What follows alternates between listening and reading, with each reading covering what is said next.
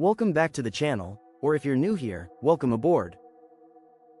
If you're watching this, chances are you're dreaming of a life less ordinary, maybe even trading your 9-to-5 for a beachside bungalow in French Polynesia.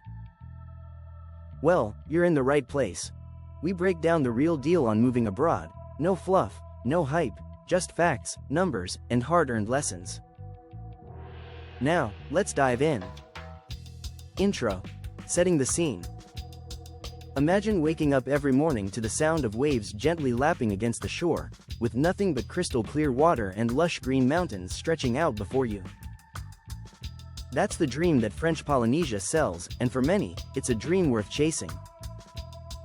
But before you book that one-way ticket, let's talk about what it really takes to live in paradise. Because while the postcards make it look like heaven on earth, the reality comes with some serious financial, logistical, and even medical challenges.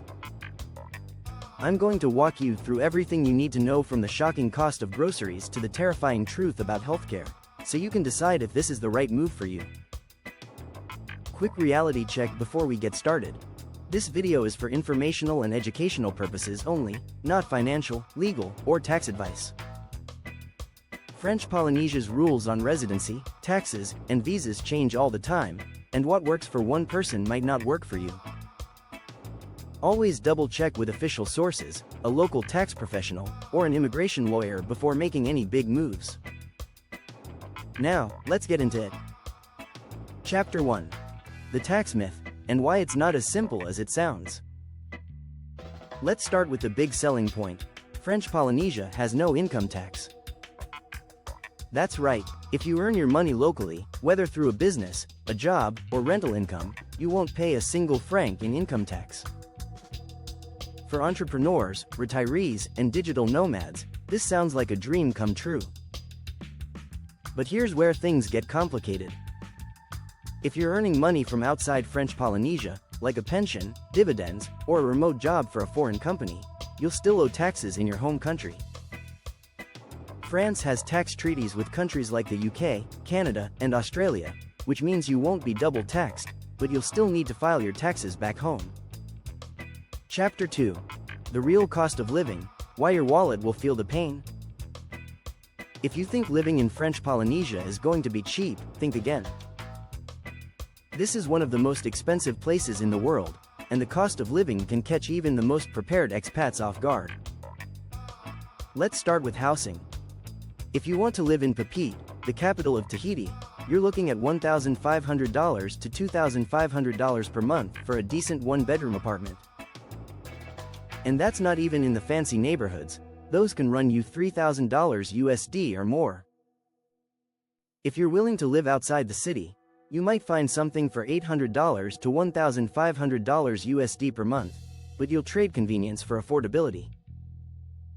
Moorea, the island just a short ferry ride from Tahiti, is a popular choice for expats because it's quieter and slightly cheaper, but even there, you're still looking at $1,200 to $2,000 USD per month for a nice place.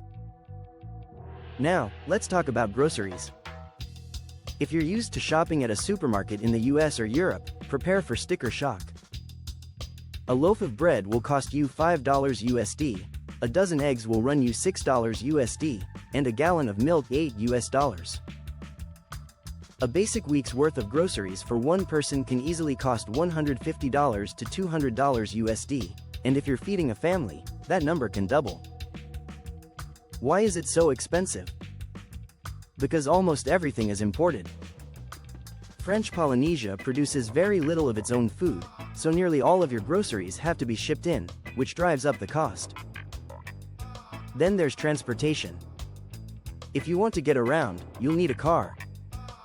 Public transportation is almost non-existent outside of Tahiti.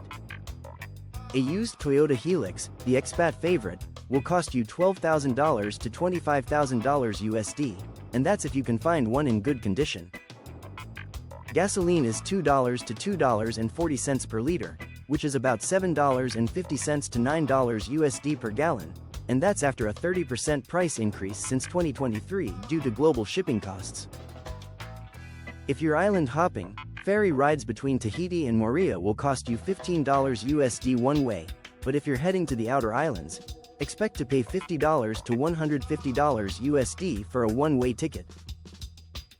And don't forget utilities. Electricity is expensive, especially if you're running air conditioning, which you'll want to do, because it's hot and humid year-round. Expect to pay $200 to $400 USD per month for electricity alone. The internet is another sore spot. It's slow, unreliable, and expensive, $100 to $150 USD per month for a basic plan. If you're a digital nomad, you might want to invest in Starlink, which will run you $500 USD for the hardware plus $100 USD per month for service.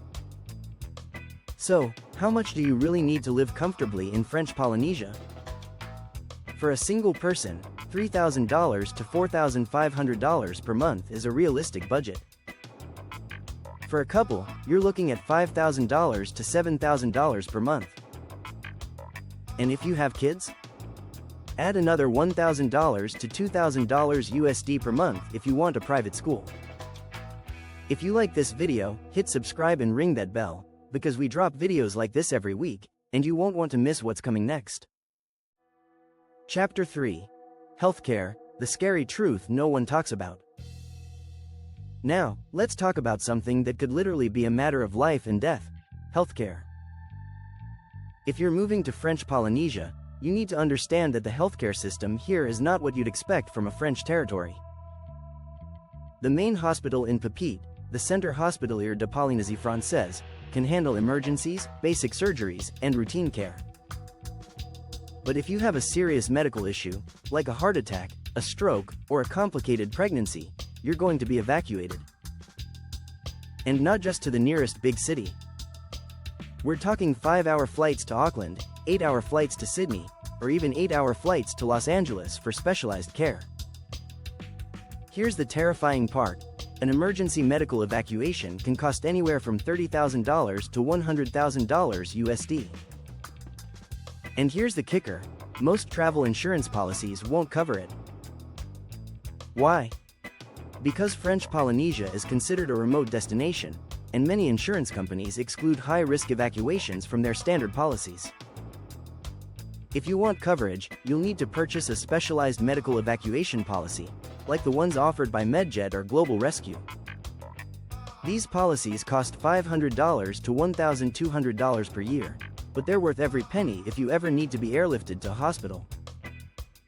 Even if you don't need an evacuation, healthcare in French Polynesia is expensive. A basic doctor's visit will cost you $50 to $100 USD. A hospital stay can run $500 to $1,000 USD per day, and prescription medications are 2 to 3 times more expensive than in the US or Europe. If you have a chronic condition, like diabetes or high blood pressure, bring a 6-month supply of your medications with you, because local pharmacies often run out of stock. So, what's the best strategy for staying healthy in French Polynesia? First, get evacuation insurance. Second, maintain coverage in your home country if possible. Third, budget at least $3,000 to $5,000 USD per year for health contingencies. And finally, know your evacuation options. If you live on an outer island, like Rangoa or Bora Bora, you're even more isolated. Evacuations can take longer and cost more.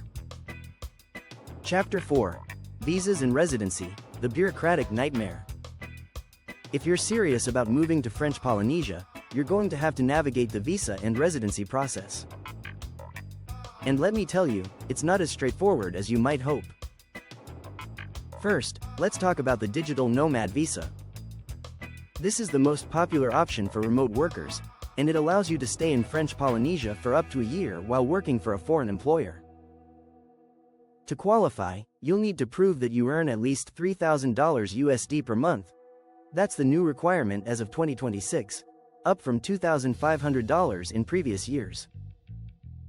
You'll also need to show proof of health insurance that covers you in French Polynesia. The good news? You won't pay any local taxes on your foreign income. The bad news? You'll still need to file taxes in your home country. If you want to stay longer than a year, you'll need to apply for a long stay visa. This visa is valid for 1 to 5 years, and it's renewable. To qualify, you'll need to prove that you have $2,000 USD per month in income if you're single, or $3,000 USD per month if you're bringing a spouse or family. You'll also need to show proof of health insurance and a clean criminal record. After 5 years of continuous residency, you can apply for permanent residency, which gives you the right to live in French Polynesia indefinitely. For retirees, there's a retirement visa. To qualify, you'll need to prove that you have a pension of at least $2,500 per month. You'll also need to show proof of health insurance and a clean criminal record. The process is similar to the long-stay visa, but it's designed specifically for retirees. Now, here's the thing about all these visas: the requirements change frequently. The government adjusts the income thresholds based on inflation and the local cost of living, so what works today might not work tomorrow. And the process can be slow and bureaucratic. Expect to wait 4 to 6 weeks for your visa to be processed, and be prepared to provide a lot of documentation, including bank statements, proof of income, and health insurance. Chapter 5. Safety and Quality of Life. What's it really like? French Polynesia is one of the safest places in the Pacific, but that doesn't mean it's without its challenges. Crime is relatively low, especially compared to places like the US or Europe. Violent crime is rare, but petty theft does happen, especially in Tahiti. If you leave your phone or wallet unattended, don't be surprised if it disappears. The biggest safety concerns in French Polynesia are natural hazards. Cyclone season runs from November to April, and while major storms are rare, they can be devastating when they do hit. Strong currents and sharks are also a concern, especially if you're swimming or diving in the outer islands. And, outside of Tahiti, the connection can be slow and unreliable, as we said previously. Best islands for expats. Tahiti, the most developed island, with the best infrastructure, healthcare, and job opportunities. But it's also the most expensive. Moorea. Just a short ferry ride from Tahiti, Moorea is quieter and more affordable, but still has good amenities. It's more affordable than Bora Bora, with good infrastructure and a strong expat community. It's a great choice for families and digital nomads. Tahiti and Huahine. These islands are less developed, but they offer a slower pace of life and a strong sense of community. They're also more affordable. Bora Bora. Stunning, but only for the rich. It's geared toward tourists, and the cost of living is sky high. The cost of living is 3 to 4 times higher than in Tahiti, and there are no hospitals, just a small medical center. If you get sick, you'll be evacuated to Tahiti, a process that can take hours and cost thousands of dollars. Rangoa. One of the world's best diving destinations, with incredible coral reefs and marine life. But it's remote, with no hospitals and limited amenities. If you get sick, you'll need to be evacuated to Tahiti. Maupiti, the hidden gem of French Polynesia. It's cheap, beautiful, and authentic, but it's only accessible by boat, and there's no airport. If you want a truly off-the-grid experience, this is the place. Final verdict. Is French Polynesia right for you? It could be a good fit if you're a remote worker, retiree, or entrepreneur with $5,000 plus USD per month in income. You don't need top-tier healthcare, provided you can afford medical evacuation insurance. You love island life and don't mind high costs. You're prepared for bureaucracy. It may not be a good fit if you're on a budget. This is not a cheap destination. You need reliable healthcare. You hate bureaucracy. You need fast internet. Outro. The bottom line. French Polynesia is paradise on earth, but it's not for everyone. If you're up for the adventure and the price tag that comes with it, this could be the dream you never knew you needed. But without proper planning, it could quickly turn into a financial and logistical nightmare. So, what do you think? Would you move to French Polynesia? Let me know in the comments. If you found this video helpful, don't forget to like, subscribe, and hit the bell so you don't miss the next one. Thanks for watching, and I'll see you in the next video.